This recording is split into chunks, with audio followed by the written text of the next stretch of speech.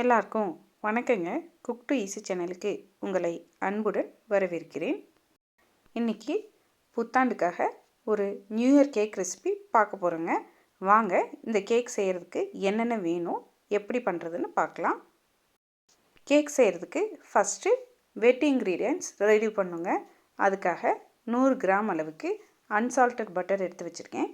இது நமக்கு ரூம் டெம்பரேச்சரில் இருக்கணும். இது மாதிரி இருக்க இந்த வெண்ணெயை ஒரு 30 செகண்ட் போல் நல்லா மிருதுவாக அடித்து எடுத்துக்கணும். இது மாதிரி அடித்து எடுத்ததுக்கப்புறமா நம்ம இதில் சர்க்கரை சேர்த்து அடிக்க போகிறோங்க. அதுக்காக நான் இங்கே 1 கப் அளவுக்கு சர்க்கரை எடுத்திருக்கேன். இந்த கப்போட அளவு 125 கிராம்.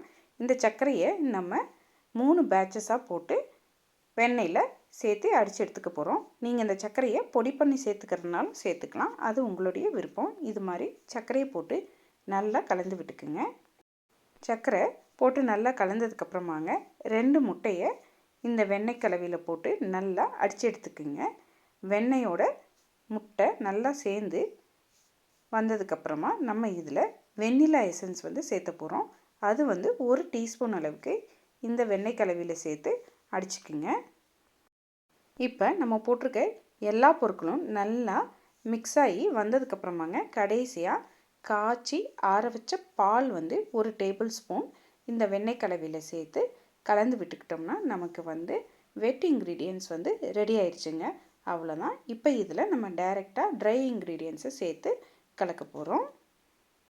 30 கிராம் அளவுக்கு பாதாம் ஃப்ளோர் எடுத்துக்கோங்க. இதை இந்த வெண்ணெயோடு போட்டு நல்லா கலந்துக்குங்க. அதுக்கப்புறமா 125 கிராம் அளவுக்கு மைதா மாவு எடுத்திருக்கேன். அது கூடவே 3/4 டீஸ்பூன் அளவுக்கு பேக்கிங் பவுடர் எடுத்திருக்கேங்க. இது எல்லாத்தையுமே நம்ம ஒரு ஜல்லடையில் போட்டு நல்லா சலித்து இந்த வெண்ணெயோடு சேர்த்துக்க போகிறோம். இது மாதிரி சலித்து சேர்த்ததுக்கப்புறமா கட் அண்ட் ஃபோல்டு மெத்தடை பயன்படுத்தி நம்ம இதை மாவை ரெடி பண்ணிக்க போகிறோம். நம்ம கட் அண்ட் ஃபோல்ட் மெத்தட் மூலமாக மாவு ரெடி பண்ணதுக்கப்புறமா நம்ம இதில் கடைசியாக 2 டேபிள் ஸ்பூன் அளவுக்கு காய்ச்சி ஆற வச்ச பால் நம்ம சேர்த்துக்கிறோங்க. இந்த கேக் உங்களுக்கு ரொம்பவுமே சாஃப்டாக இருக்கும். கேக் நமக்கு நல்லா சாஃப்டாக கிடைக்குங்க. மாவை மிக்ஸ் பண்ணும் பொழுதே நமக்கு அது ஃபீல் ஆகும். இப்போ இது மாதிரி கலந்து வச்சுருக்கக்கூடிய இந்த கேக் மாவை 6 இன்ச்சு கேக் டின்னில் ஊற்றி நம்ம பேக் பண்ணி எடுத்துக்க போகிறோம். அதுக்காக நான் முதலையே 6 இன்ச்சு டின்னை ஓரங்களில் வெண்ணெய் தடவிங்க நடுவில் ஒரு பட்டர் பேப்பர் போட்டு ரெடியாக வச்சுருக்கேன். இப்போ நம்ம ரெடி பண்ண இந்த கேக் கலவையை அந்த டின்னில் ஊற்றிக்கலாம். நம்ம ரெடி பண்ணி வச்சுருக்க கேக் பேட்டரை இந்த 6 இன்ச்சு டின்னுக்கு மாற்றினதுக்கப்புறமா 2 இல்லாட்டி 3 முறை இது மாதிரி தட்டி விட்டுக்குங்க. இப்போ நமக்கு கேக் பேக் பண்ணுறதுக்கு மாவு ரெடியாக இருக்குங்க. நான் குக்கரை முன்னமே அடுப்பில் வச்சு ஒரு 10 நிமிஷத்துக்கு சிம்மில் வச்சு ப்ரீஹீட் பண்ணி ரெடியாக வச்சுருக்கேன்.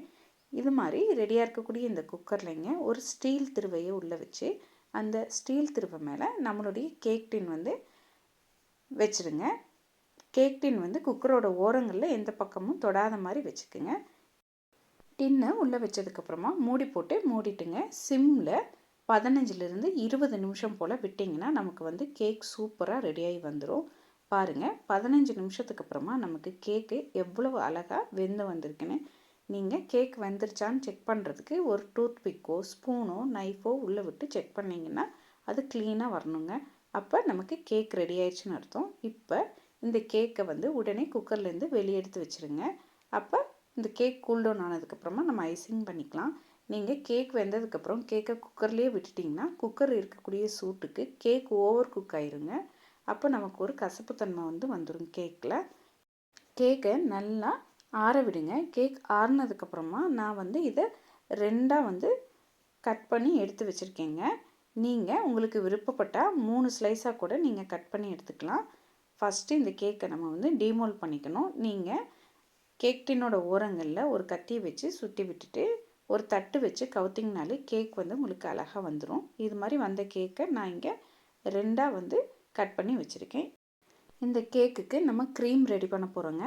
அதுக்காக நான் ஒரு கண்ணாடி பவுல்லைங்க விப்பிங் டாப்பிங் க்ரீம் பவுடர்னு நமக்கு மார்க்கெட்டில் கிடைக்கும், அதை எடுத்துருக்கேங்க.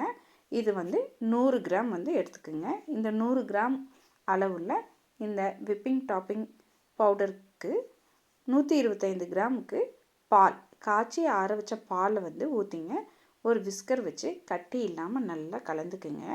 இது மாதிரி நல்லா கலந்ததுக்கப்புறமா நம்ம இந்த கண்ணாடி பவுலை ஃப்ரிட்ஜில் வந்து 15லேருந்து ஒரு 20 நிமிஷம் போல் விட்டுறணும். அதுக்கப்புறமா நம்ம எடுத்து பீட் பண்ணோம்னா நமக்கு க்ரீம் நல்லா கிடைக்குங்க. 15 நிமிஷத்துக்கு அப்புறமா பாருங்கள், ஃப்ரிட்ஜ்லேருந்து எடுத்ததுக்கப்புறமா நல்லா பாலோடு மிக்ஸ் ஆகி நமக்கு க்ரீம் செட் ஆகி வந்திருக்கு. இப்போ நம்ம இந்த க்ரீமை பீட்டரில் நல்லா பீட் பண்ணி எடுத்தோம்னா நமக்கு ப்ளஃபியான க்ரீம் வந்து ரெடி ஆயிரும். ஸ்டார்ட் பண்ணும் பொழுது ஸ்லோ ஸ்பீடில் ஸ்டார்ட் பண்ணுங்கங்க. அதுக்கப்புறமா நீங்கள் உங்களுடைய ஸ்பீடை கொஞ்சம் கொஞ்சமாக கூட்டிக்கிட்டே வந்தீங்கன்னா அழகாக நமக்கு க்ரீம் வந்து பொங்கி செட் ஆகி வரும். பாருங்கள், நான் வந்து 40 செகண்ட் போல் இந்த க்ரீமை பீட் பண்ணதுக்கப்புறமா இந்த ஸ்டேஜில் 1 டீஸ்பூன் அளவுக்கு வெண்ணிலா எசன்ஸை வந்து க்ரீமில் சேர்த்து திரும்பவும் பீட் பண்ணிக்கிறேங்க. இது மாதிரி நம்ம பீட் பண்ணும் பொழுது நமக்கு பீக்ஸ் வந்து வரணும். அது மாதிரி வந்ததுன்னா நமக்கு வந்து க்ரீம் வந்து ரெடி ஆயிடுச்சுன்னு அர்த்தம். க்ரீம் ரெடி ஆயிடுச்சான்னு நம்ம பார்க்குறதுக்கு இன்னொரு மெத்தடும் இருக்குங்க. நீங்கள் ரெடி பண்ண இந்த க்ரீம் பாத்திரத்தை வந்து நீங்கள் தலைகீழாக கவுத்திங்கன்னா கூட க்ரீம் வந்து கீழே விழுகக்கூடாது. இது இன்னொரு முறை. இது மாதிரி நம்ம ரெடி பண்ண இந்த க்ரீமை நான் 2 போர்ஷனாக டிவைட் பண்ணிக்கிறேங்க. ஒரு போர்ஷனில் எல்லோ கலர் ஆட் பண்ணுறேன், இன்னொரு போர்ஷனில் பிங்க் கலர் வர்றதுக்காக கொஞ்சமாக ரெட் கலர் ஆட் பண்ணி அடித்து எடுத்துக்கிறேங்க. இது இப்போ நமக்கு கேக்கை டெக்கரேட் பண்ணுறதுக்கு 2 விதமான கலர்டு க்ரீம் வந்து ரெடி ஆயிடுச்சு. இப்போ இந்த கேக்கை நம்ம அசம்பிள் பண்ணோம். அதுக்காக ஒரு கேக் போர்டு எடுத்துருக்கேங்க. அதில் கொஞ்சமாக நம்ம ரெடி பண்ண க்ரீமை தடவிக்கிங்க. இதுக்கு மேலே ஃபஸ்ட்டு லேயரை நம்ம வந்து வைக்க போகிறோம்.